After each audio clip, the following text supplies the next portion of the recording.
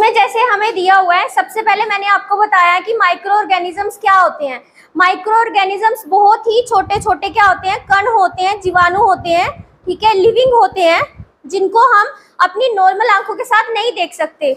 उनको देखने के लिए हमें क्या यूज करना पड़ता है, माइक्रोस्कोप। और उसके कुछ टाइप्स हैं, जैसे कि वायरस है, प्रोटोजोआ है, फंगी है, एल्गी है, बैक्टीरिया है, ठीक है। अब यहाँ पे मैंने लिखी है डिसीजेस, ठीक है, कि कौन सी डिसीज, जैसे हमारे पास कोल्ड है, फ्लू है, कफ है, कोलेरा है, ये सारे किस में आते हैं, वायरस में, ठीक है, ये वायरस से फैलते हैं। वायरस मींस कम्युनिकेबल डिसीज, कि जो किसी इंसान से हम क्लोज कांटेक्ट करते हैं तो एक इंसान से दूसरे इंसान में वो चला जाता है। अगर मुझे कोल्ड है तो मैं मान लो किसी के साथ क्लोज कांटेक्ट रखूंगी, ठीक है, उसके नजदीक रहूंगी तो मुझे भी कोल्ड हो जाएगा, ऐसा बोला जाता है, क्योंकि वो क्या है, वायरस है।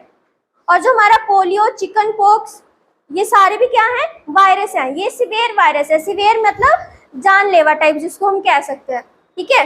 और डाइसेंट्री और मलेरिया जो है ये किससे होता है, प्रोटोजोआ से।